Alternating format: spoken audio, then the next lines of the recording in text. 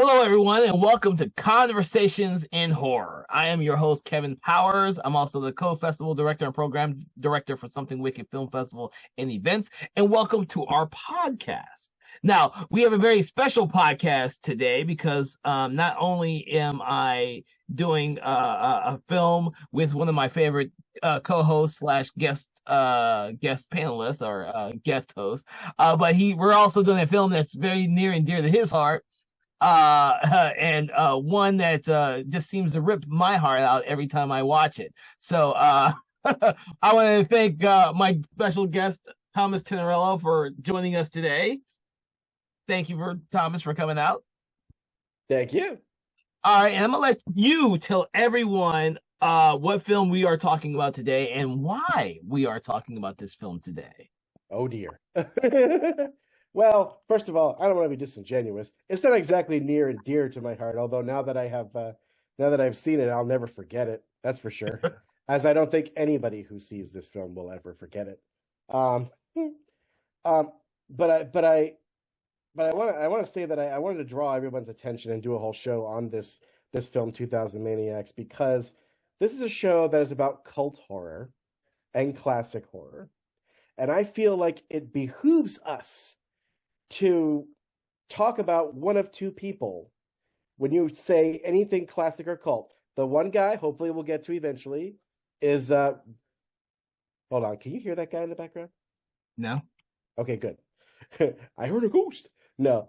So the one guy is Roger Corman, and the other guy is the guy we're going to talk about, is Herschel Gordon Lewis. Lucio Fulci has been called the Godfather of gore, and I think he deserves that title. But Herschel Gordon Lewis definitely deserves the title of the pioneer of gore. Yeah, I will agree with that. Because he did it first. And whether you do it first and do it best, and we can talk about that, whether or not when you do something first, does that mean that you did it best? Most often it doesn't. Mm-hmm. But I think that when you do something first, especially something that's become as ubiquitous as the element of graphic violence and gore and guts, and something that has come to be so synonymous with this genre, you deserve to be remembered. You deserve to be talked about. No matter how really good, no matter how particularly good you were at your craft. And, some people revile Herschel for his perceived badness at his craft, although I would argue that this is his best film.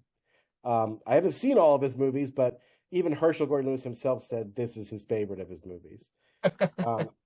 Well, we'll say that he is called the Godfather of Gore by Frank Henenlotter, who actually did a documentary on him called The Godfather of Gore. Oh yeah, Henenlotter, of course, is the guy who made Basket Case. Oh yeah, one of my favorites. Oh yeah, and also just so happens that as we're recording this past Wednesday, March 20th, is the 60th anniversary of the release of this movie in my home state of Florida, which then after that release, it spread to all over the Southeast. and contrary to popular belief, this movie made lots of money at the drive-ins. And so it was very successful. So I guess we should start on what exactly is this movie? I think we do need to do that with this movie because there's probably a lot more people out there who have not seen this film than have seen this film. Right. And also, and for those of you who haven't seen it, spoilers coming your way because there are some big twists in this movie. And but I will say that this movie is kind of like a song in that you can know all the lyrics and it doesn't spoil your enjoyment of it.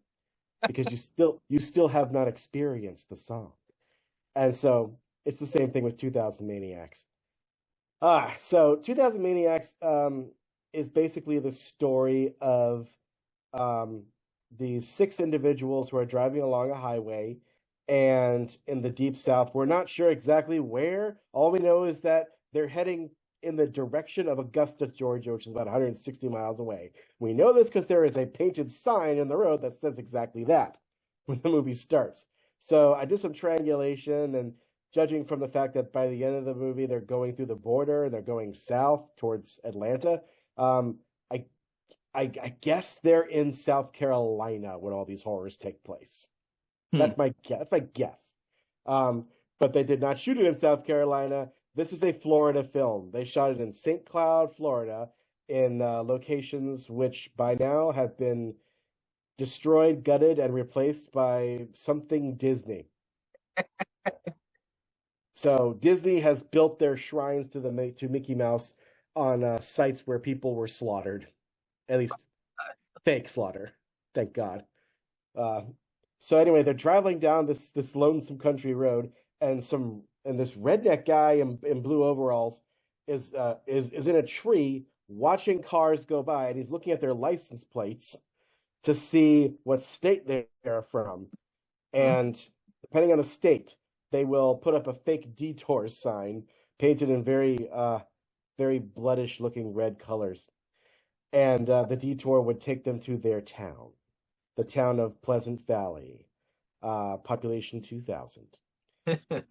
And and in Pleasant Valley, they are celebrating their 100th anniversary, their centennial, and it's a big celebration that basically is a front for them to get revenge on something that happened in their town 100 years ago, because they are going to ritually and celebrationally, if that's a word, I'm going to invent that word right now. Celebrationally, kill all of these people in in ways that are like, with the exception of one murder, with the exception of one, they're like gamifying, like they're like making redneck games basically out of their deaths. Which is very odd for even a film of this time period. Yes, because remember, people, like I said, this is 60th anniversary. This movie was released in 1964. Uh-huh. Not 74, 64. Which, to put it in context of the time period this movie came out in, this movie came out, like I said, May 20th, 1964. The year before that, John F. Kennedy was assassinated. The year after that, America entered the Vietnam War. Mm-hmm. Which I didn't know until recently, that Vietnam had actually been going on since 1955. We just didn't enter the war until 65. It's funny. So this movie came out at a very volatile time period. And while it's not technically the first to have graphic bloody gore in it, because you see arms roll, heads roll, thumbs roll, people get crushed by rocks, people get barbecued, people get and you see all of it. And for that time, I mean, I'm surprised this movie wasn't banned, but I think some of that may have had to do with the fact that people were expecting weird stuff at your local drive-ins. Yep. And also, Ursula Gordon Lewis had done something akin to this before with Blood Feast. So Blood Feast is really was the story of a guy who was collecting body parts from beautiful women to sacrifice to an Egyptian mummy queen goddess thing. So that was basically, I guess, Herschel Gordon Lewis's version of The Mummy. And that movie is credited as being the first gore film. This one is probably the one he did right after that. And it's probably his best movie. It's more effective in the gore than Blood Feast was, in my opinion. Yeah, I haven't seen Blood Feast yet, but that's what a lot of people say. Okay. Yeah. I happen to have seen a lot. Now I'm gonna preface this really easily. I had no interest in seeing any of Lewis's films until probably 3 years ago, when I started going through all of his movies, simply because I'm a huge fan of Frank Henenlotter. I saw his documentary and said, I watch some of these films because I had never seen them. I'd seen the reboot, the 2001 Maniacs. Oh, with Robert Englund. And I've seen the Wizard of Gore remake, but I had never seen the original of either one of those. And so then I started to go back and watch all of his films. Now, I haven't seen them all either. I've seen a lot of them, but he did a lot of movies. Yes, he did. But, the only ones that are really fondly remembered are these movies. His nudie cutie type of movies, overly sexual ones. No one remembers those, but these ones Yeah, are the ones that are fondly remembered because he was the godfather of gore. yeah, and it's funny because like you mentioned those the nudie movies. Like I, we need to remember, Kevin, that our audience is probably super young and doesn't know what the heck we're talking about when we say that. So allow me to explain. Okay. So y'all, back in the days before they had porn, and back in the days before they had the internets, back in the days before they even had television, there was there, if you wanted to make a name for yourself in the low budget exploitation circuit, you had to do something that nobody else was doing. And Herschel Gordon Lewis was one of the guys who said, I'm going to do something nobody else is doing. I'm going to make movies with full frontal nudity in them, but I'm going to make it like in a nudist colony. That was his big thing. Is like he would go to nudist colonies, film nudists, and do these stories, often cut together with some kind of like teen drama or something like that, which is what he was doing like the year before that. But after a while, those movies started to, with the rise of Playboy and those magazines such as that, it started to come in, and also people were discovering the French art house Mm-hmm. cinema, which of course had tons of nudity in them, and Swedish films, of course. So Herschel he wasn't making as much money with the nudity films, so he decided, well, what's something nobody is doing? I'm going to go the opposite direction. And I'm going to, instead of nudity, I'm just going to do blood and gore. And I'm just going to not shy away. I'm going to just put it right there as best as I can and get, whoever I can to do it. That is what he did. And he rightly thought that would all be all he needed to sell the movie. And in 1963 through 69, even up to 1970, he was going hard into this. And he was right, because he made lots of money with it. Like that for the rest of his career, I believe. I don't think he Yeah. went back to anything else. I think he just did the horror and gore films.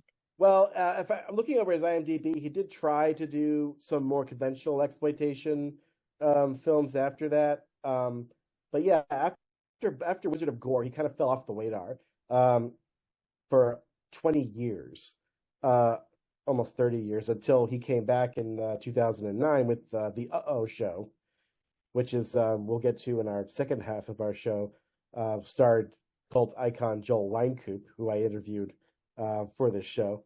And the Uh-Oh Show actually ended up being his last full finished feature film, because he did segments for an anthology movie after that, the year after that, and then sadly Herschel Gordon Lewis died of cancer after that. Yeah. So yeah, I mean, like I said, yeah, Blood Feast was the first, and like I said, I was very surprised that this movie or Blood Feast, neither of them were banned. But apparently, I looked it up, and there was an injunction placed against this movie in Sarasota, Florida. But that didn't actually hurt its bottom line at all. In fact, if anything, it actually drove people towards the movie more. Oh, Jesus. Yeah. Somebody once said, I don't know who it was, but somebody said, Blood Feast is like a Walt Whitman poem. It's not good, but it is the first of its kind. So, Okay. sorry if you're a Walt Whitman fan. But anyway, so yeah, but for 2000 Maniacs, he decided to kind of put more of a story into it. And what this movie really is, though, is it is a parody of a big Hollywood musical called Brigadoon. Mm. And the story of Brigadoon was a story that starred Gene Kelly, who was the amazing guy behind Singing in the Rain, which is probably my favorite musical of all time. So Gene Kelly plays this American guy, and I think his girlfriend, and they go to Scotland, and they end up in this Scottish town in the Highlands that is actually, and again, spoilers, folks, spoilers, because if you know Brigadoon, you kind of know the plot of this movie, because they go to this town, and this town is like stuck in the Middle Ages, and it's not just they're being quaint, is that they are literally a town full of Middle Ages ghosts from Scotland. And they reappear in Scotland every 100 years. And I think one of the girls, the outsiders, falls in love with, it's Gene Kelly. Gene Kelly falls in love with one of the Scottish girls, and he has to decide whether or not he's going to stay with them or if he's gonna, leave and go back to civilization. In a weird way, Brigadoon kind of sets the tone for what will become kind of the Hallmark movie, the Hallmark template. The big city girl or big city guy comes to a small town, gets won over by their values, and then has to decide whether or not they stay with them or not. But at the end of Brigadoon, they leave the town vanishes, and they try and get somebody to come back to the town, and oops, the town is gone. So that's where all the supernatural stuff in this movie comes from. It comes from the fact that they're basically making a parody of Brigadoon. But wow. yeah, so part of the reason, another reason that this movie is so important is that not only was it the second, at least, part of the early gore movies, but it really kind of gives us the template for a lot of things we've seen later. This is somebody said very, very, very astutely that this movie invents the subgenre of hicksploitation. Mm-hmm. And also, I think it invents what somebody else called the murder catalog movie, which is to say anything like The Abominable Dr. Fives or the Saw movies or Hostel, where the whole point of seeing the movie is seeing people get murdered in very creative, interesting ways throughout the movie, and that's it. That is the only reason you see it. You're not even necessarily there to be scared. You're just there to see what kind of disgusting thing is going to happen next. Yeah. If you want to know where that starts, it starts here. And also, I think you can plainly see, because it's exploitation, there's certain performances in here that make me think, oh, clearly our guy Rob Zombie was influenced by this movie. Clearly. Like the mayor in this town gives off massive Sid Haig vibes. You're absolutely right. I did not think about that till now. That's what they should have had in the remake, not Michael, not Robert Englund. It should have been Sid Haig being the mayor of this town. You know what? If the remake had been made now, I guarantee you it probably would have been Sid Haig. But back then, when 2001 Maniacs came out, Sid Haig hadn't been resurrected. So that's true. You're right, because Rob Zombie's had those recorded. Of course, this came out the next year. That's right. Yeah, I guarantee you that. Yeah, they had waited. I bet you Sid Haig. Yeah, if they just waited one more year. I wouldn't be surprised if this is a movie that Rob Zombie would love to get his hands on too, because it seems to be one that would be right up his alley and one that he would probably excel at doing a remake for. I wish they'd offered him this instead of Halloween. Oh my God! I know there's going to be a lot of people out there who will disagree with you on that one, but yeah. So Kevin, I want to ask you something, because when we get into this, if people who are listening to this haven't yet figured this out, this movie was probably released, and from my conversation with Joel Weinkoop, and the impression that I get of Herschel Gordon Lewis from talking to him, I get the impression that he wasn't trying to spark controversy with this movie, although he was definitely trying to shock people. Yeah. No question about that. But I don't think he was trying to spark a riot or a race war or drive some kind of conversation about the troublesome past of America, of the Confederacy, American slavery, and lynching. But I feel like there's no way you can watch this movie now and not be struck in the face with that. Like, I'm looking at this, and to me, like, the most amazing and disturbing and just impactful minutes of this movie are the first 4 minutes. This movie has one of the most enthralling and disturbing title sequences I've ever seen. Well, there you're doing the musical song, and of course you're seeing all the Confederate flags literally everywhere. Oh yes, like you can't. You're talking about remaking this. You couldn't remake this movie today. Not like this, because like, good dude. Oh, the song you mentioned. The song. This song is so jumpy It's so happy. It's so folky. It's stuck in my head for days. Oh, Jesus. It is a catchy tune. The South will rise again. And incidentally, sung by Herschel Gordon Lewis himself because he didn't want to pay anybody. Oh, really? I did not know that. Oh my Yeah. God. Oh, yeah. He sang the song himself, and the people who are going, yeehaw, is the cast. Like, he just got the whole cast together and had them sing yeehaw into a can, and that's it. That is the song. And it's got lyrics like, Robert E. Lee bent his musket on his knee and let out a terrible sound. Yeehaw, the South's gonna rise again. And oh my gosh, seeing that juxtaposed with knowing that these two rednecks are basically leading these people to their dooms, with such a gleeful happiness, and also that every single human being, man, woman, and child, is in on it. And that's why it's called 2000 Maniacs. And this is kind of a thing that isn't done very often, because most of the time in a horror movie, there's just one guy or one monster in this quaint little southern town or this quaint little Midwestern town. Occasionally you'll get a town that's been overrun by, killer children, like Children of the Corn, where you have a mass of people who are evil kids. Okay, you might get that sometimes.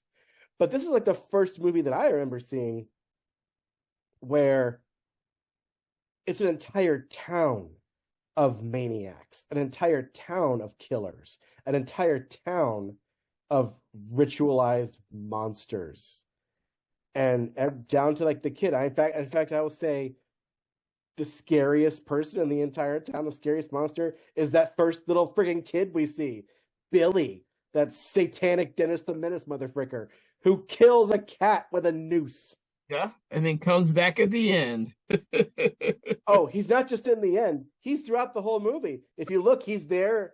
So what they do is they bring these people, these Yankees, into the main square of the town in their convertibles, with the convertibles down, which I realized as I was watching this, I'm like, oh my gosh, there's a little John F. Kennedy imagery going on here. I didn't even think about that. I didn't think about it until you just mentioned where in history this film lies, and I was like, oh shit. Yeah. So like graphic, disturbing violence was entering the minds of Americans very quickly over that 3-year period, because as soon as Vietnam started, the average American home would have been inundated with constant news coverage of blood and guts and dead soldiers from Vietnam. So, but like they're coming down the main square of this show, and like you see little Billy there waving his noose, dangle it in front of as a child-sized noose that he uses to hang a cat. Which I rewatched that first 4 minutes, and I had the same reaction when he kills the black cat. And I do think it's funny that it's a black cat that he kills. But although I should probably preface this, you don't see him murder the cat. You just see him hold the cat, take it off frame, put the noose around the cat's neck, make a movement, and you hear the noise. And the noise actually takes over the song. It overrides the song for a little bit. And it's just like, it jabs my brain in a way that I was like, oh, especially because, as I said in a previous episode, I love cats. I'm a cat lover. Yep. And I can't tell you how much that disturbed me. When I first saw this, and like I said, it's only been within the first 3 years ago. I think it's the first time I saw it. I guess this was around the same time that all the things about the Confederate statues were being torn down or removed. Oh wow! So when I watched the movie, I was like, I had a different mindset than I do now. The reason why I was watching this is because I just seen the documentary and I wanted to catch up because I'd never seen any of Lewis's actual films. So when I saw this, I was put back completely by the fact that I thought when I watched it, because I was in a different mindset, that this was like almost glorifying the whole Confederacy and all that type of stuff. So I never watched it again until I rewatched it now. But when I rewatched it, it almost comes off as a satire on the whole thing, because I finally realized that they know they lost the war. They know they're all dead. They want revenge, yet they still can't kill the 6 people that it takes for them to kill. And so, yet again, they fail at their little war again and have to wait another 100 years, despite the fact they have a catchy song and several song numbers throughout the whole film that makes it all seem peppy, as though being a racist and having a noose wasn't a big deal. So, and yet they're still just ghosts, and that's all they ever really were. When I started thinking about the film like that, I started to think of how clever Herschel Gordon Lewis actually was, even in the 60s, when this became a big racial divide because of the Vietnam War and, of course, the JFK assassination, stuff like that. I saw that Lewis was being much more clever with the fact that with his film, despite the fact that it's masked as a gore film with musicals and stuff. If I had never seen that Godfather gore movie, I would have never given this damn movie a second thought. I would have thought it was just a gore movie. But that's what hindsight and researching films like this does to you. Like, Yeah. filmmakers were clever back then. They had to be clever, especially Lewis, because he was doing something no one else was fucking doing. The Wizard of Gore, and then he does this, and then Blood Feast. All these films were very, very clever, despite the fact that they had a lot of gore in them.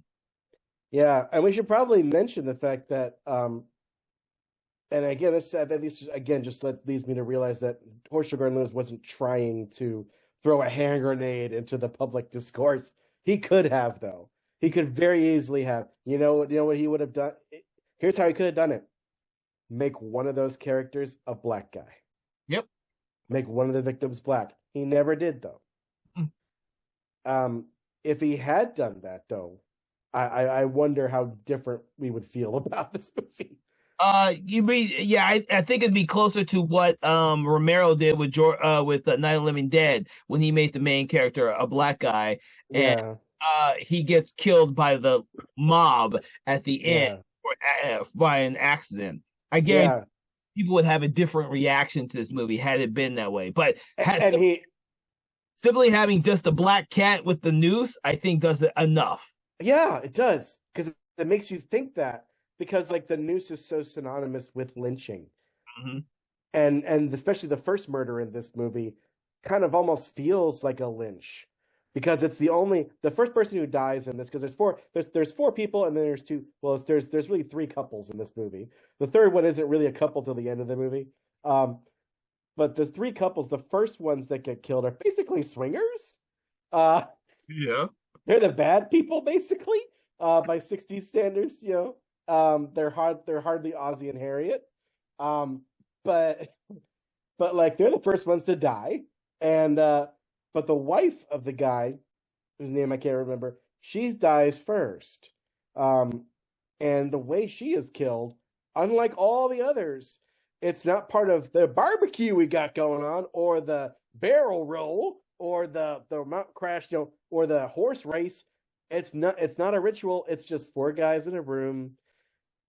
Hey, take her to the doctor. I'm a doctor, because one of the guys took her off into the woods to make out with her and presumably do other things to her. And he ends up cutting her thumb off. And he's like, "Oh, that looks serious. Let's take you to the doctor." But and then the doctor proceeds to like strap her down to a table, and a guy gets an axe and chops off her arm. Yeah. And you see the bloody stump, and they fondle around and play with the arm. And like, it almost feels like a gang rape. It almost feels like a lynching, in the sense that it's just a very intimate kind of group of people getting together to destroy this life. And all the other ones are the gamification of violence. Lynching was many things, but it was not a game. People treated it very seriously, from what I understand. It should be noted before we move on, I think, that even though Black Americans were lynched more than any other group, we tend to forget that one of the biggest lynching episodes that happened in Louisiana in 18, I want to say 40? no, 18, no, 18, in the 1880s, uh, was actually perpetrated on Sicilian Americans like myself. Mm-hmm. Because the chief of police had been murdered in New Orleans, and they thought that those dirty Sicilian mafia guys had done it.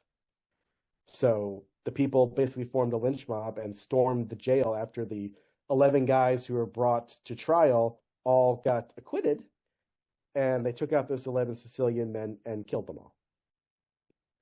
And I didn't know this until after this, but apparently, uh, President, whoever was president at the time, his name escapes me. He's one of the guys nobody remembers. That president actually instituted Columbus Day the year after that to commemorate that tragedy. So even before anything, Columbus Day was never just about Christopher freaking Columbus. Columbus Day was to commemorate Italian Americans, and I wish more people knew that. So anyway, Yeah. moving on. But yeah, like we said, like John F. Kennedy was killed the year before this. Vietnam was going to start, and all this stuff, but like we said though, the tone. I think this movie's tone is what makes it so absorbing because it's so lighthearted, Mhm. but also so disturbing. It is, but it's not is it's not serious. And No, it's everything not. else, when everything is happening in the world at large during this time period, the one thing that we did in the '60s, or what people did, was escape from that Yeah. world. So you had a lot of the kids go to drive-ins, and you had more Mm, films. And this became part of the culture of that time. Um, I think Lewis did a great job with kind of playing with the fact that it was an extremely gory film and making it fun and engaging and entertaining, because it could have been a really serious film, and we wouldn't remember it. We definitely would not remember it. It would not. I doubt that if it had been a completely serious film, it would be fondly remembered at all. I think the yeah. way in which he approached this film and his other films are the reason why we remember who he was. Not just because he Mhm. just did gore. If he does just gore, he'd be thrown in there with a lot of the other Italian giallo films that would show up in the Mhm. '70s that no one remembers because they all were the same. He created Yeah. that was not like everything else. There's a reason why people remember Dario Argento from the '70s and his gore films is because he did it in a different way than everyone Mhm. else. I think Yeah. Gordon Lewis did the exact same thing. He Yeah. was first. He did it better than a lot of other people, and he actually had a story that was mostly entertaining. Mm. Gore can go either way, to be honest with you. It can be entertaining or it can be extremely gut munching, like you would say in the Saw movie. This is not a Saw movie. No, no, because it's the first, one of the first of its kind. Like Lewis didn't really push boundaries that we would accept today as disgusting. I mean, we'll talk more about what the state of gore is now and what that all means, but we have to look at this movie in the context of starting all of that. But it causes me to, cause, well, I forgot. It does make me think about my first blush with Horatio Gordon Lewis, because usually on the show we do talk about what our origin story is with this movie. And I kind of forgot to mention, maybe we can talk about it a little bit. Like the first inkling I ever had that Herschel Gordon Lewis or his movies even existed, um, for you, it was that documentary. For me, it was the movie Juno. Because in Juno, Juno gets taken to Jason Bateman's house, and when she's still pregnant, and Jason Bateman's like, "Oh yeah, you got to see this movie. It's the Wizard of Gore," and she's like, "Wizard of Gore? This looks stupid." It is, but anyway, but he's like, "Oh no, man, this is like buckets of Caro syrup in it. You got to see this." And he puts it on, and in a PG-13 movie, we see someone, get their intestines kind of out with what I think is a buzzsaw. I'm not sure. You can't really see it very well. It's grainy. It's on VHS. And then the camera pans back to her. And she's like, "This is better than Suspiria," which no, it's not. But okay. But once that was planted in my head, I was like, "Oh, okay. This is a thing that exists." Years later, I think I saw Wizard of Gore on Netflix, and I tried to watch Wizard of Gore. I got to past like the first murder. Um, uh, I think this not I think it was a woman that gets sawed in half. Um, but like the moment that because in that movie basically it's a hypnotist who makes it seem like he disembowels people on stage, but when he snaps his fingers, it looks like they are fully restored. But this first woman who apparently is still hypnotized walks into a restaurant and then just drops dead with her intestines spilling out of her body. But she just happens to drop dead on a perfectly placed plastic tarp in the middle of a restaurant. So I was like, as soon as I saw that, I was like, yeah, no, I'm out. like if you're gonna be that cheap, I'm sorry, I'm done. So that's as far as I got to in Wizard of Gore. Um, so later on, I guess I got gradually exposed a little bit to the significance of Herschel Gordon Lewis's work through, I guess, through my relationships with the filmmakers in Florida, where I was from. In St. Petersburg, Tampa, we had this thing called the Florida Film Society, and that's where I met the guy I interviewed, Joel Wynkoop, who is probably one of he's a pioneer in his own right, in that he's one of the first shot-on-video cult icons. That whole shot-on-video horror and science fiction cult movement that started in the mid '80s and kind of flourished through the mid '90s. Yeah. He was there doing that, and he was there making his own movies and self-distributing the tapes to all these video stores up and down the area and selling them to us. So he's got so many great stories that hopefully you will check out when you listen to that interview. So that's how I started figuring out that he had other movies. And so, of course, through IMDb, I looked them up, looked up Blood Feast, so like, that doesn't look interesting. But because of the Confederate element to this, and I thought, and a lot of people said, oh, this is his best movie. I thought, there's probably something more to this. Boy, was I right. Because like we could literally spend a half an hour on this just talking about every shot in that title sequence because it goes hard. I was not expecting it to go as hard as it did. In fact, like after that, I was thinking to myself, what have I gotten myself into? I'm not sure I'm going to make this movie. I'm not sure I'm going to make it through. But the humor and the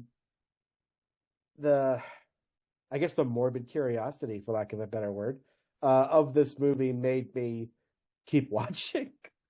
Also, I would feel like a total coward and hypocrite if I didn't finish watching it. But I did. It's not that bad of a movie. It's one of those movies that is it's seriously dated. Oh yeah, for sure. But when I watched it originally, I watched it with a bunch of Lewis films. I ended up for the fuck of it, buying a bunch of them. I got a lot of them on, I think it was Arrow Video. They had a ton of them on Arrow Video, and of course now if you're a fan of Herschel Gordon Lewis, they got the huge box set, which I also picked up. Because there were a lot of movies I just couldn't find, and that box set had a lot of the harder to find ones. And the thing is that they're all very similar in the way that they were made, because they were all made in such a small amount of time. Oh yeah.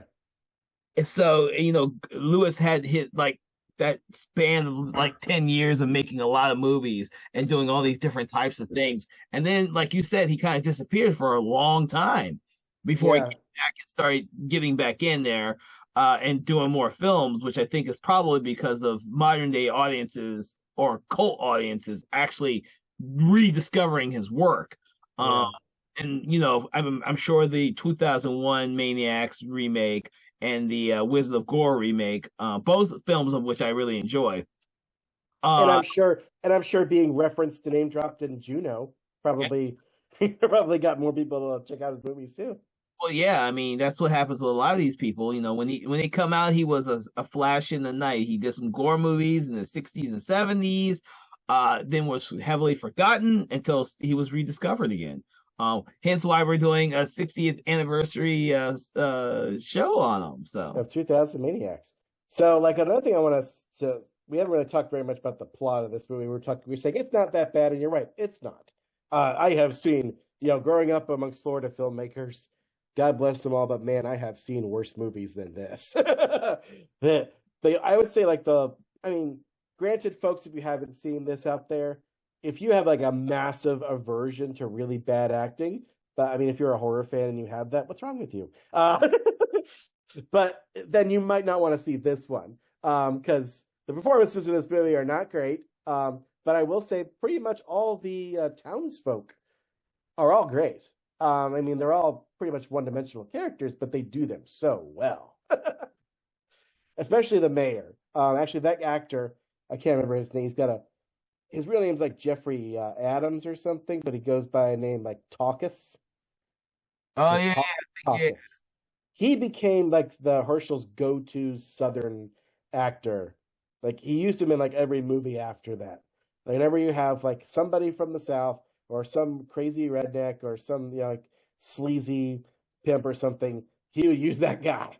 Oh really? Oh yeah, can't remember his name. Sometimes my notes fail me because we go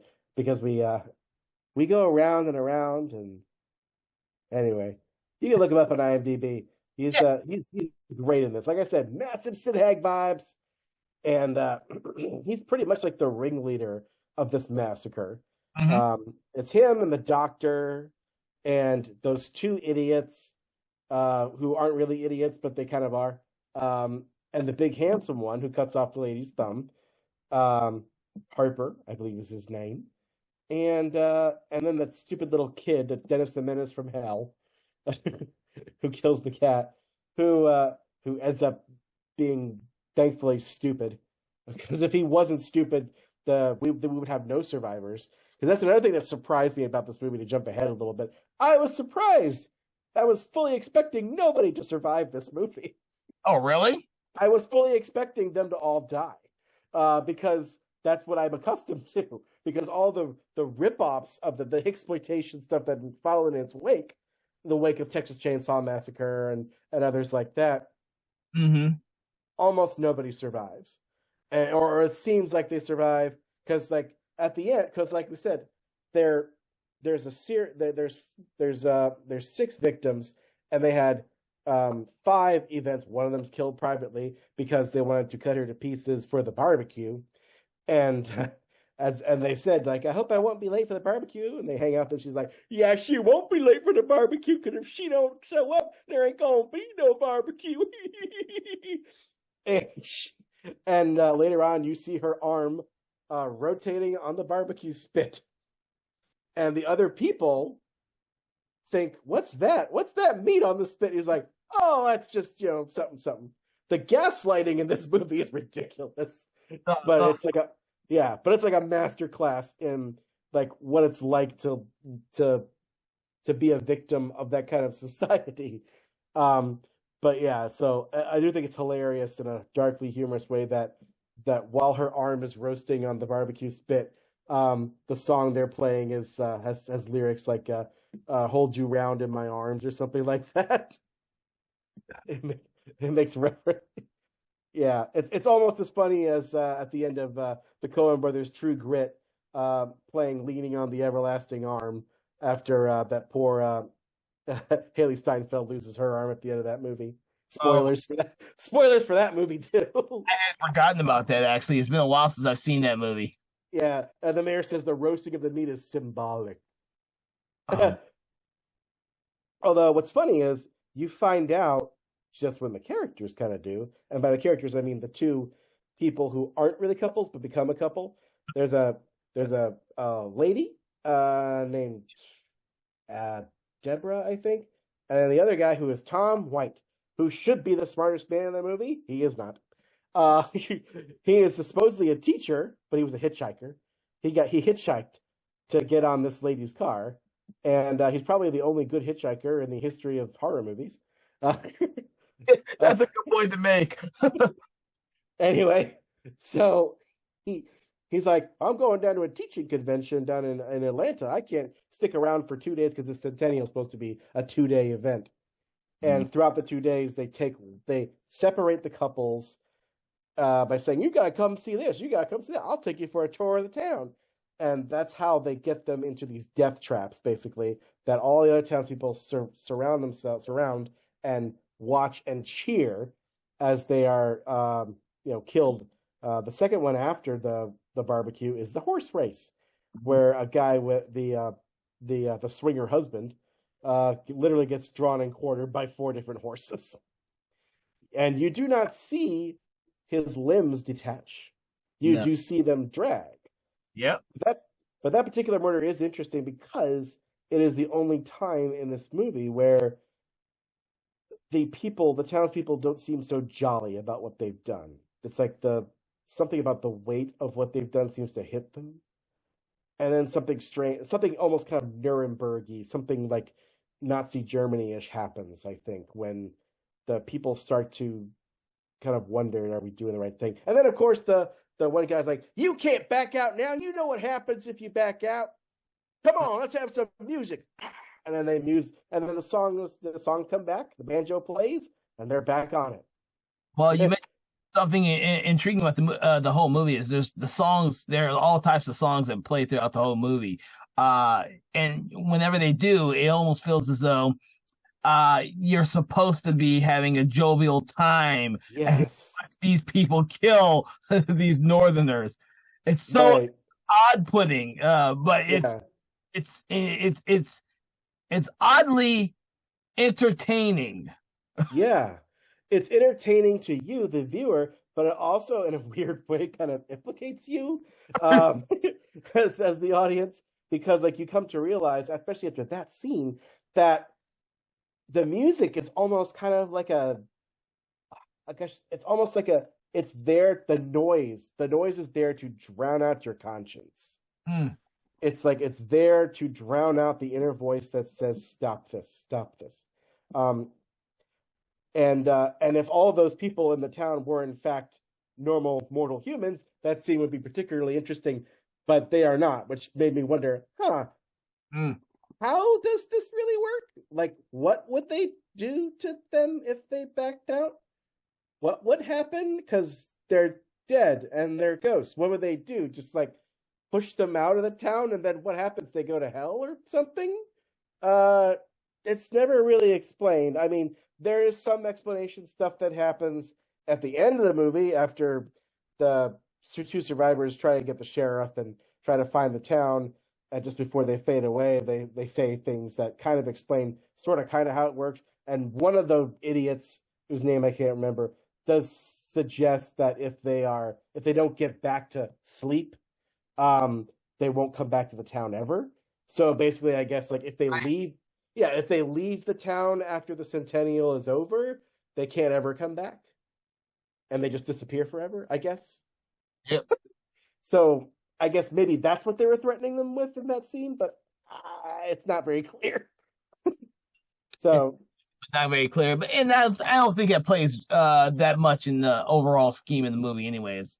well, I do think that Lewis did that for A, because he wanted to parody Brigadoon. That's what happens in Brigadoon. B, I think he wanted to have that in the third act as kind of a gotcha, Oh, I can see that. a twist, but I think unintentionally, and I wasn't going to get to this till later, but I might as well bring this up now. Unintentionally, I think by making them ghosts, I think Lewis is making a comment on one of the oldest and most sinister organizations in the South, the Ku Klux Klan. Mm. Mm. Because some of y'all out there don't know the reason why the KKK wear sheets and why they wear hoods. It is because when the Ku Klux Klan got started during Civil War Reconstruction era, their conceit was that they were dressing up as the ghosts of dead Confederate soldiers, getting their revenge. And what do we have in this movie? The ghosts of dead Confederate soldiers and townspeople getting their revenge. And what revenge are they getting? Well, they do, at that barbecue I mentioned, the 2 smart people in this movie, quote unquote smart. I only say quote unquote smart because after we discuss this, I'm going to tell you how dumb they really are. But anyway, they they come out of the barbecue and they notice something strange. Here, look at this. So Tom White, the teacher, says, well, he finds this plaque, this very kind of modern looking stone placard, which those of us who live in Georgia see these everywhere because when you live in the state of Georgia, after a while you come to realize you are living in a giant state that's one big cemetery. And everywhere you'll see a plaque that says, so and so, this battle was fought here. This army came through this area that had a church in 1864 and all that. Tons of plaques like that in Georgia. And they come across this plaque that says, on this day, 1865, the town of Pleasant Valley was massacred by, quote, renegade Union soldiers who killed and mutilated them. So I guess the roasting meat is symbolic of how these Union soldiers mutilated these people, and that's how they died. And since there are ghosts of children there, I guess they killed everybody. Which is disturbing when you think about it that way. Yeah, exactly. So that's what they're getting revenge for. But I didn't realize until you pointed it out, that their failure to kill them all is so indicative of the failure of the Old South to win the war. I thought that's brilliant, Kevin. I never even thought about that. Well, I didn't think until I watched it the second time. I was like, I wasn't that it just didn't dawn on me until I was watching it the second time for this conversation. I was like, and that's because I'm in a different mindset when I watched it this time than I was when I first saw it. Yeah, I mean, to be fair, a little bit of history time, folks. Stuff like that did happen. The Union was not some saintly organization during the Civil War. They did commit atrocities against the Southern people, the most famous of which, of course, is Sherman's March to the Sea, in which General Sherman literally just pretty much killed everybody in every town, military or civilian, on his way, and he basically marched it all the way to the Atlantic. I think he went all the way down to Florida. I can't remember where his March to the Sea ended, but he sure kind of swathed through Georgia, that's for sure. But yeah, the metaphor of the ghost of the Old South coming back is, I think, unintentionally on Lewis's part, a chilling metaphor for the South rising again in modern times in the guise of the toxic conservative politics that plague us today. And that's why I think this movie is important. When you say that, it also it means to me that someone could try and redo this now with a different type of mentality to play in with modern day politics, and that might be interesting. Oh yeah, but surely it would start a powder keg of controversy. I can tell that there is actually an article that I read.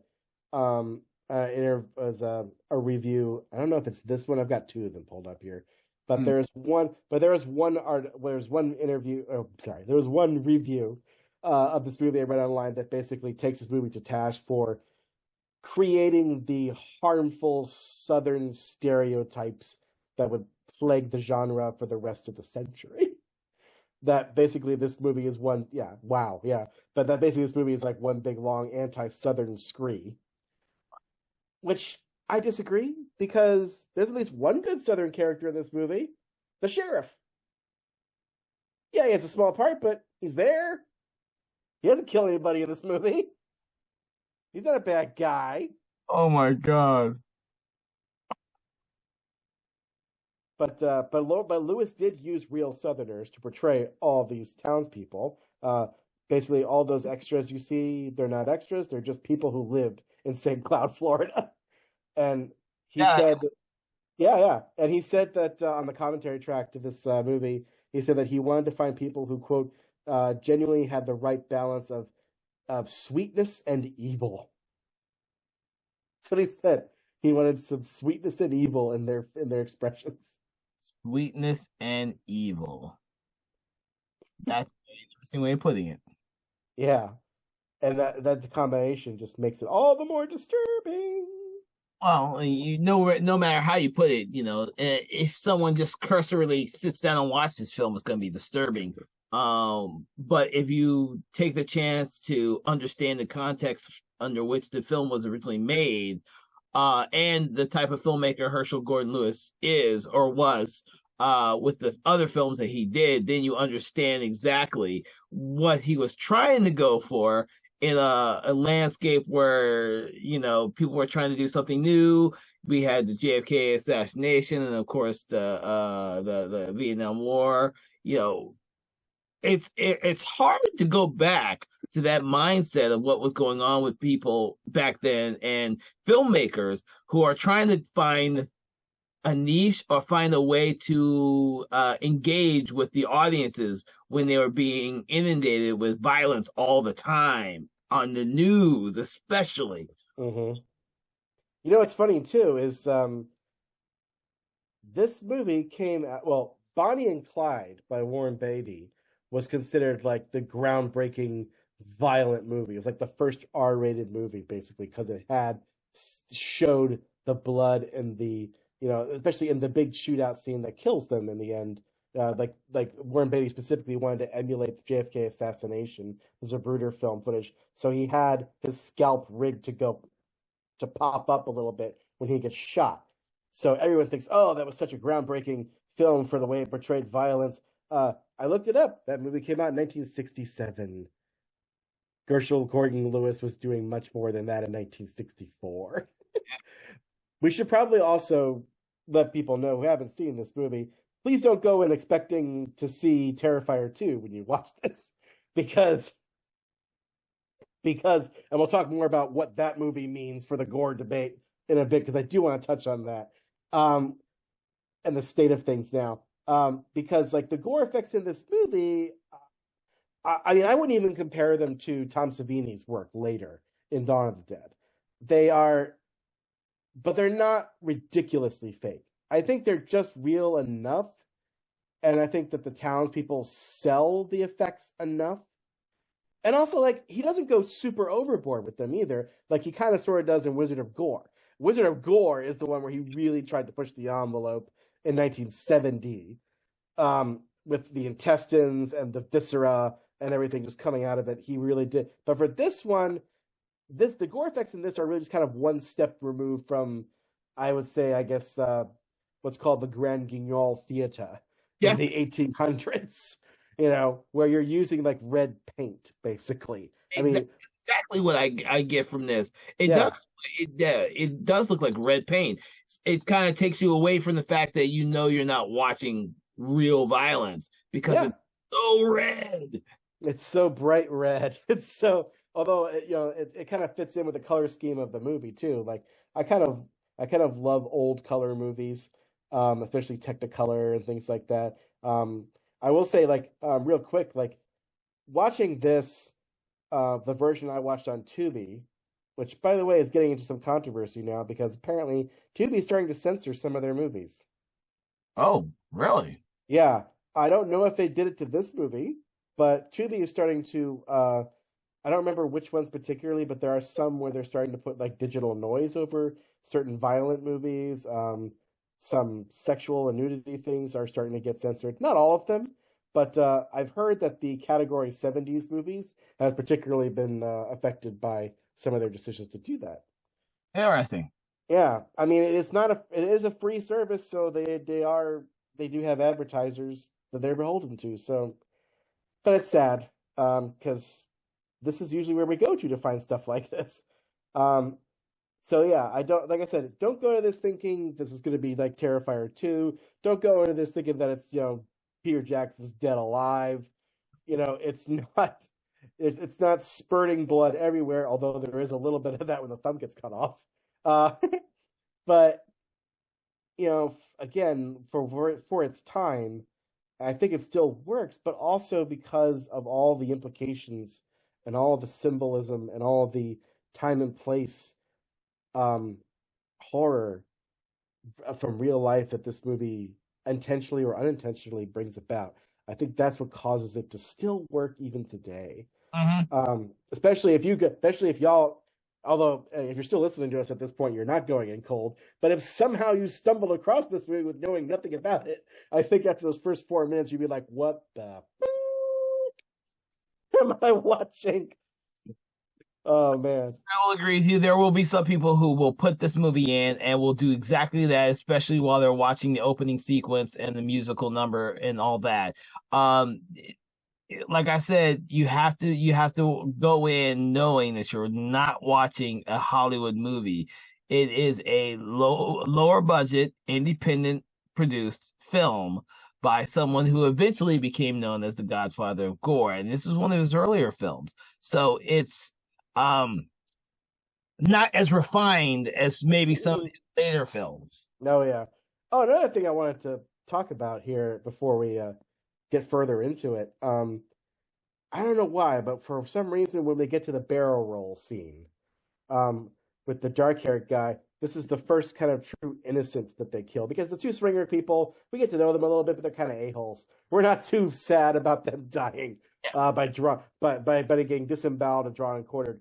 But the other guy, they seem to be kind of representing the Ward and June Cleaver kind of couple because the only other couple is these two people who just met, hitchhiker and driver.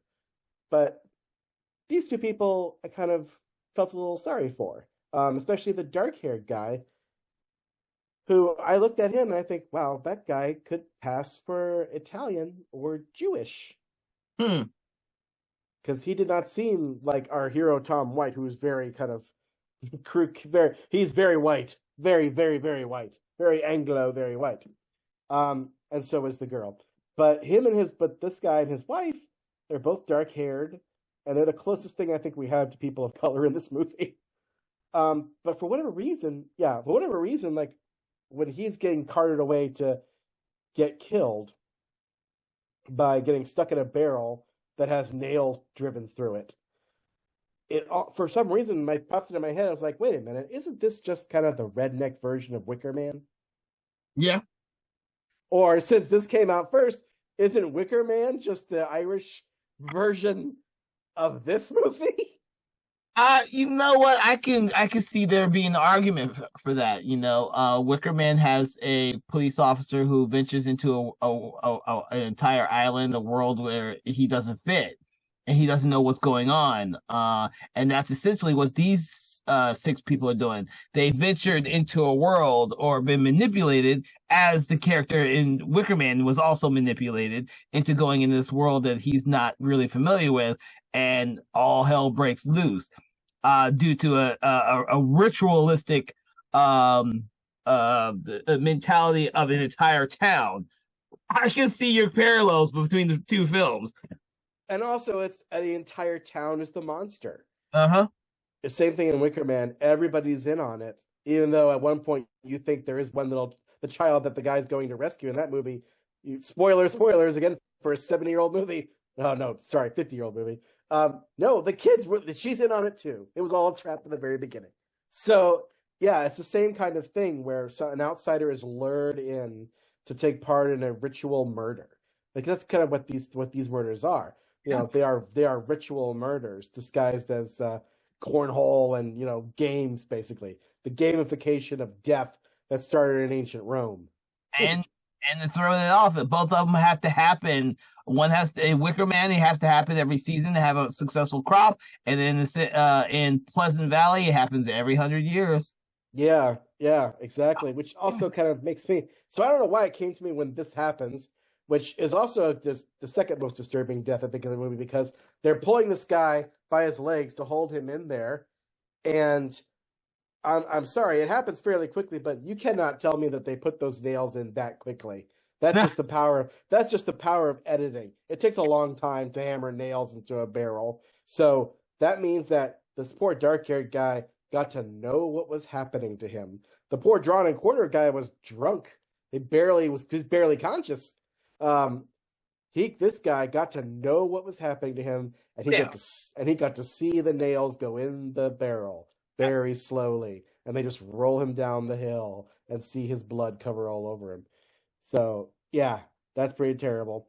Almost, and probably even worse is of course his wife, who gets gaslit into willingly strapping herself to a table that has a giant boulder which basically operates kind of like one of those carnival games where you have a guy sitting on a platform underneath a thing of water, and everybody tries to throw a ball on this lever that's supposed to send him into the water. Well, except in this case, it's a boulder, and it's supposed to send it on top of her body.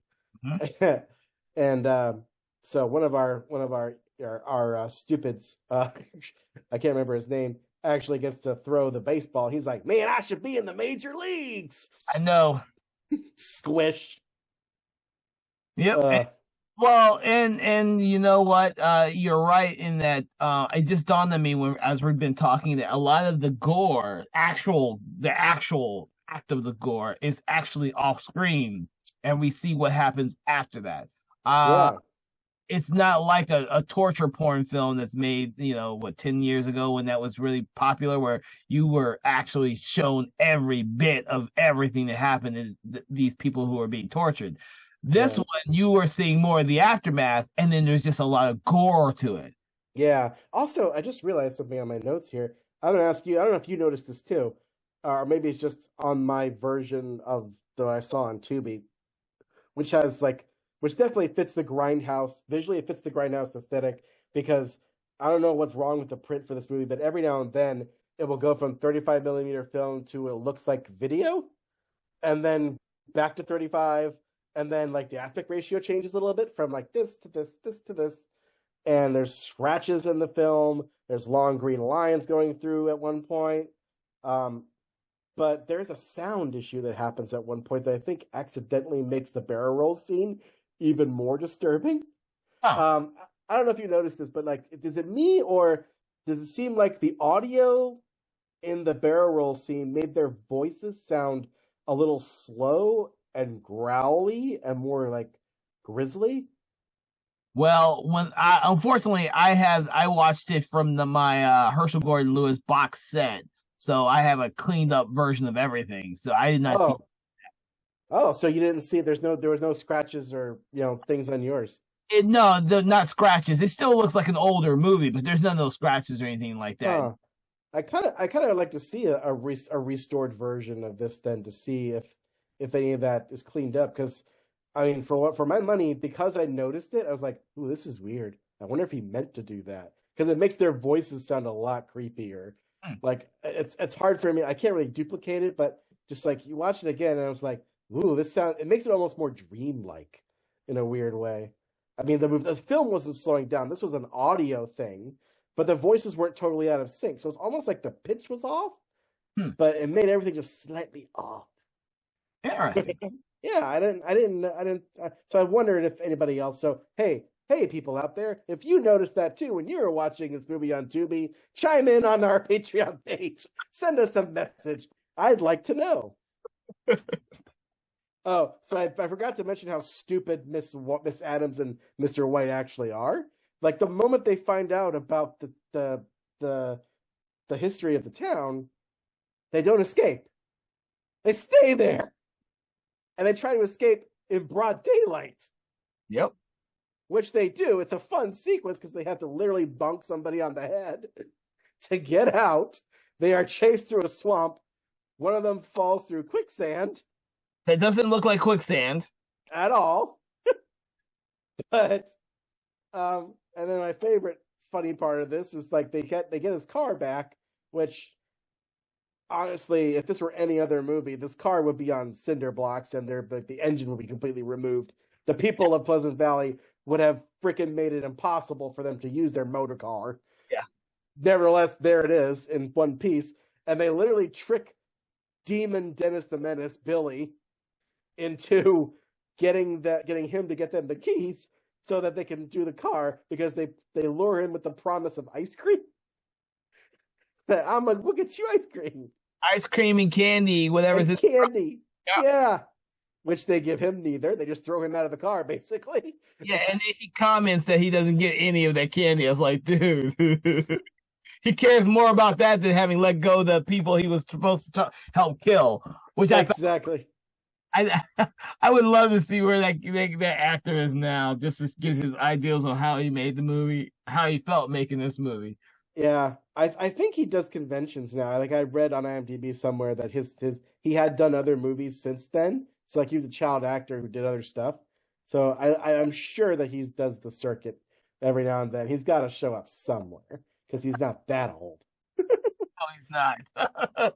But like, I love how this movie basically ends in a car chase, Hmm. and and they try to chase them out. But up until that point, like I said, I was dead certain that there was only going to be one survivor or no survivors, because they had okay, we've had the first murder that was off screen, we had the barrel, we had the drawing, the barbecue, the drawing, quartering, the barrel roll, and then they're sitting around talking about, all right, we gotta get her ready, get the chick ready for the gauntlet, and they do not describe what the gauntlet is, but the fact that they use the word gauntlet, I have to say, I'm sorry to say this, but I feel almost cheated out of that.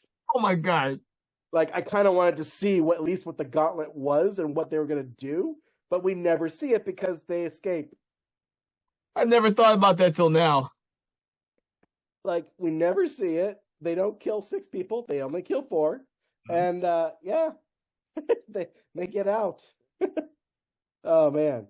So yeah, but I can tell you, if this movie were made today, you know that their escape plan would not have succeeded, because nowadays I think we're more accustomed to having there be more reversals in our third acts with our movies, especially with our horror movies. Yeah. We are more accustomed to, oh, they're gonna get out, no they're not. Oh, they can get out, no they're not. Oh, all hope is lost, yes it is. That sort of thing. I feel like at least a modern remake would probably have had Deborah, or Miss Adams, whatever her name is. I'm sure Mr. White would have been killed, probably in the gauntlet, but she would have gone through some kind of torture. She would have gotten, she would have probably survived, but minus a limb. You know, I think she would have gotten out of there with some kind of scars, but survived the stronger for it. She'd have gone through some kind of character arc. You Yeah, know, there most certainly would be, and you probably only have the one woman surviving, and she would have gone through some. She would have probably gone through the gauntlet. And that's the thing is, we at this time when this movie was released and made, we didn't have those tropes on what a slasher movie was or what any of this stuff was. Lewis was breaking new ground. He was producing stuff no one had ever heard of. There was no template for him. He was creating doing these films.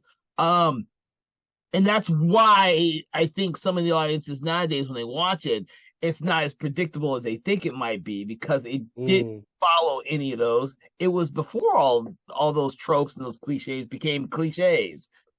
Yeah, exactly. Oh, I remember. Oh, I just found it. The scathing review of this movie comes from some reviewer named Stephen Gillespie.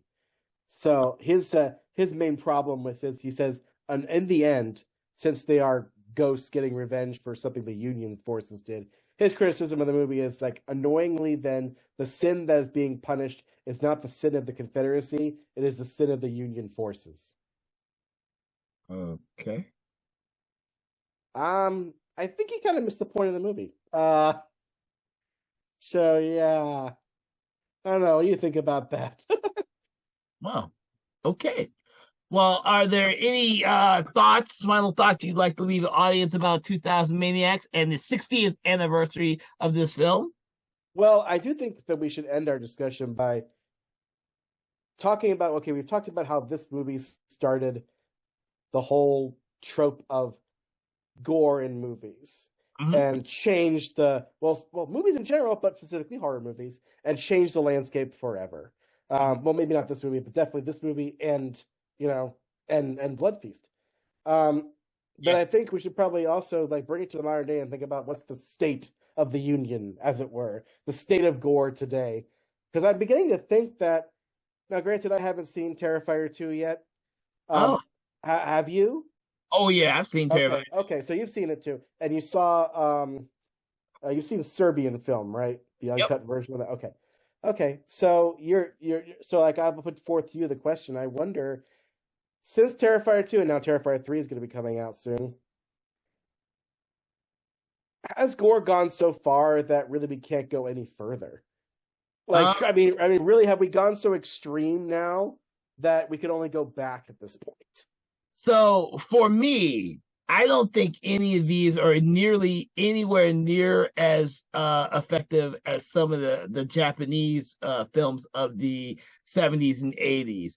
Oh, I was actually thinking about that as I was having a discussion about the movie Evil Dead Trap, which is a oh, disturbing fucking movie. And that movie is an older movie. I just think American audiences had just general American audiences had not seen this type of gore on screen that hit it mainstream until Terrifier 2.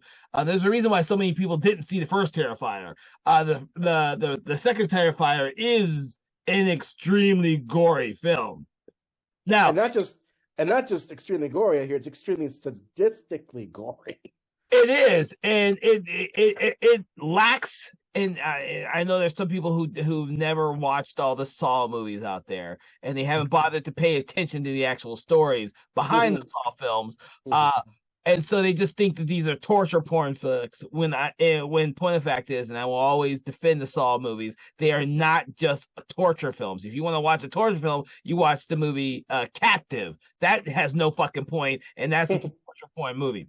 Saw movies always had a point to the story and what they were, what the lesson that Jigsaw was instilling upon his victims. Terrifier 2 is a pretty just gory movie. It's entertainingly gory. Like Art the Clown is entertaining as fuck. That's what makes that movie so powerful. Is Art the Clown. Without Art the Clown, it would be a general gore film, and no one would have paid any attention to this low budget horror movie. Nobody would have paid any attention. But our fear of clowns, our the part 1 and part 2 had just had killer clowns is in everyone's brain pan right now. We have all these movies, Halloween movies, especially that have to do with haunted houses. Clowns are everywhere. Art the Clown Terrifier 2 isn't a movie that just came out. Art the Clown has been around for a little bit. He was in several short anthology films before he made it to the big times. But like Lewis, the filmmaker, and I can't remember his name to save my life right now, but the filmmaker behind Terrifier, it did something very similar. Yeah, Damien Leone. Thank you. The very extremely gory first film. People didn't take notice of it. Some of us did. I didn't see Terrifier. I saw All Hallows Eve with Art the Clown and the short. I didn't give Terrifier the time of day until I saw how effective the second one was. And then I saw them both at the exact same time. I saw 1 and 2 like within a day of each other. And I found the second one, which has a much better story, much more effective with the way they approach gore. Now it is extreme. It took Evil Dead Trap and made it a little bit more extreme, but Evil Dead Trap is 20, 30 years old. If you watch Japanese films from that time period, they were extremely gory. Meatball Machine, Machine Girl. You have all these, even what was it? Tokyo Gore Police. Tetsuo the Iron Man. These were all early films Japanese films that already was doing gory shit. It just didn't make the mainstream here like Terrifier did because it wasn't a clown. I don't think Japanese people may not know what the fuck a clown is. I mean, when you watch a Japanese horror film, you don't see many clowns in their movies. Yeah. Clowns may be something indicative of American audiences. American audiences are terrified from fucking clowns. I think that's what I was trying to get at too, is that you mentioned like what makes Terrifier 2 significant in the larger cultural thing is the fact that it's almost like the mainstreaming of extreme gore. Because this movie was released unrated, and yet it played in multiplexes. Everywhere. And it made a crap ton of money. So that's why I'm wondering, that's why the open question is put out there by me, and I think by the legacy of 2000 Maniacs is, have we gone so far now that even extreme gore like what's in Terrifier 2, can that possibly be topped? What is transgressive anymore? Yeah, that's a great question. I don't know. To be honest with you, I would have never thought a film like Terrifier 2 would have ever hit the mainstream. That it's a fucking fluke, but it will only be considered a fluke if Terrifier Mm. 3 does not do well. Ah, yes. Does extremely well, it will be ushering in something like Saw did. Mm. Saw ushered in the so-called torture porn, but Yeah, Terrifier movies aren't torture porn. right. So it would be starting a new trend. It might be a dangerous trend uh, Mm. of films that emulate that same concept. I don't And think maybe, complicated. yeah. Art, Art the Clown doesn't say a fucking word throughout the whole movie. Mm. Uh, and they gave him a so-called love interest in the second movie, which is why the second movie I think is a much more powerful film. But Hmm. there's just as many people getting dismembered, killed, and cut up in that movie as in the first one. But I think you're right. I think audiences have different tastes. They come and they go. I mean, we'll see if Saul, what are they on, number 11 or 12? Ele- 11. Yeah. When that one comes out this year versus Terrifier 3, it's going to be interesting to see which one audiences prefer, because Yeah. they're not the same type of movie at all. No, no. One will have a much bigger budget and a wider appeal, and will be the 11th movie in a series, whereas Terrifier 3 will be the third, and for some people, the second, because let's face it, like you said, most people haven't seen the first one. And it's going to be a Christmas movie, too. So Yeah, it's got that going for it. I think Saw would have a better chance of standing out now if it had been like a holiday movie. I know, right? I think Although, that's although they probably should make a holiday Saw, now that I think about it. they should have did Christmas one. When Terrifier 3 came out and said they was doing the Christmas one, I was like, that's fucking brilliant. I wish Saw had done that. Speaking of which, I think, I mean, like you said, you mentioned before, 2000 Maniacs it's never really been remade. It's been rebooted Rebooted. twice. And part of that has to do with the fact that, I mean, you got 2001 Maniacs and 2001 Maniacs Field of Screams. That's right. With Bill Moseley. I forgot about that. That's right. So we should be coming, and they mentioned this kind of at the end of this movie. They're like, hey, I guess for our next centennial, we're going to have rocket ships to chase them Yankees with. That seems to me like Herschel Gordon Lewis was leaving the door open for 3001 Maniacs in space. Oh my god. Somebody out there, please, you're listening to this podcast, you're a screenwriter, I don't know who you are, but if you have the power to do so, let's speak that movie into existence, because that could be really fun. Oh my god. All right. So do you want to come up with your rating for the movie for this episode? It was a hard one. I also tried to find like a Schwarzenegger alternator for this movie, and I couldn't find it. I could not find a single moment that was like Schwarzenegger worthy in this movie. I mean, the banging on the head part probably could have done it, but I was like, no, I can't. I can't cheapen this movie any further than it cheapens itself. I know what I want to do for the rating though for this one. I really do. Oh, you do? Well, what I want to do is I will say, I think the one thing that symbolizes this movie the most to me is that arm roasting on the barbecue spit. Mm. So I will rate this movie 3 out of 5 barbecue spit roasting arms. Nice one, nice one. So for me, I really enjoyed the barrel rolling sequence because I was never expecting that damn sequence to be in this movie.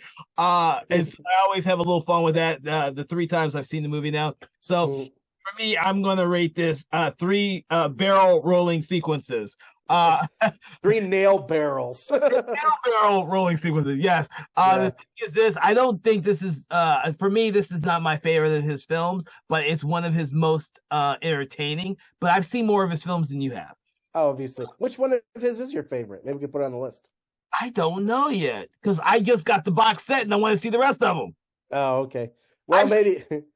And that's the thing, is it's so hard to see some of his films, and then of course the box set only didn't do all of his movies. It did like a selection of his movies, and then I Yeah, went off and got a smaller box set with some of his nudie flicks. So I've seen some of those already, yeah, but I haven't seen all of his movies yet. Uh, right. I guess it was just hard to kind of collate everything that he did. Uh, Yeah. Some and of I them are just so hard to find. it, Like, I mean, I tried to find the Uh-Oh Show, Joel's movie that he did with them. Cannot find it. You can't even find it on YouTube. Nobody's uploaded a copy. Nah, you'd have to rent it from Amazon. I was looking for it myself because I hadn't Yeah, seen it. It reminded me I hadn't seen that one, and I hadn't seen Blood Mania yet either. So I'm gonna have to get that one so I can see that because I haven't seen it either. I mean, they're just yeah, some of his films are just hard to see unless you're just gonna rent them from Amazon, which we all should do. But I'm a horror fan and I like to collect them. Like I said, I have his box set with all his movies, and then I have his new. yeah. So I think I have yet. I'm so cheap, I guess, because of my upbringing that I have yet to, like, if I see that a movie is not available to stream and I haven't seen it yet, I'm not gonna buy it off Amazon for full price sight unseen. Like, I will buy a movie sight unseen from like the dollar store yeah, or like a thrift store. I do that all the time. Sometimes I'll even do that at Walmart. Sometimes I'll find something. Oh, I heard this was good. I can't see why I would hate this. Bought it for $7 or $8 at Walmart. I will do that, but I'm not gonna fricking put money in Jeff Bezos' money just in pocket just because I haven't seen all of Herschel Gordon Lewis's movies. That's just not something I feel fiscally responsible for. As a understandable. Uh, Yeah, but I will say I think that before I forget, oh yeah. I think that we should end this discussion with a quote from Herschel himself that I think kind of sums up everything. Speaking about himself and his legacy, and it's in the DVD commentary for this movie.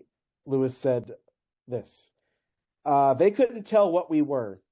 We were outlaws in a sense, and yet we were making so much money out of these pictures. No one could understand it.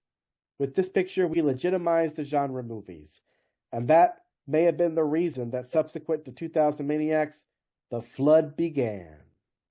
I'm sure he's speaking of the flood of blood. Yeah, yeah. So, with that, I'd like to thank you, Thomas, for joining us for Conversations in Horror, and especially helping us to celebrate the 60th anniversary of 2000 Maniacs. I hope that when people listen to this, they will actually go out there and seek out some of Lewis's other films. They are, but when you do watch them, audience, please take them in consideration of when the movies were made and the cultural impact on the horror genre that they had, because they were creating a whole new genre within the horror genre. This was early 60s. He was doing stuff that no one else was doing, breaking new ground, and sometimes we forget about the independent filmmakers that do this. We don't want to forget these guys. These guys had a profound effect on the genre, and here at Conversation in Horror, we like to celebrate the achievements of independent filmmakers and the people that helped usher in where we are now. With that, I would like to thank everyone for joining us with Conversations in Horror. Go out there and enjoy 2000 Maniacs, the original by director Herschel Gordon Lewis. Everyone out there, please check us out on social media, check out some of our previous episodes, and don't forget, support your horror films and support your horror filmmakers. Thank you and have a good day. Oh, and don't forget to check out my extended interview with Joel Wynkoop, the star of many straight shot on video movies, but specifically Herschel Gordon Lewis's last movie, The Uh-Oh Show. It's almost an hour-long interview. He's got so many great stories and insights into Herschel Gordon Lewis himself, the man, and his process, and it's great. Please listen to that. It's cool. Yes, please listen to that, because this is one of our special things that we're doing for everyone out there, where we get to have an interview between one of our special guests, Thomas, and of course someone who had a profound effect in the indie film industry. So check that out as well. Thank you, everyone, and have a pleasant day. Bye. Conversations in Horror is a Broken Lighthouse Pictures production, produced by Kevin L. Powers, executive produced by Kelly A. Inoka, and originally filmed via Zoom technology. Conversations in Horror is hosted by Kevin L. Powers and co-hosted by various horror film lovers and filmmakers. To learn more about Mr. Powers, please make sure to check out his Patreon page and other social media platforms. Conversations in Horror is copyright 2024 Broken Lighthouse Pictures production.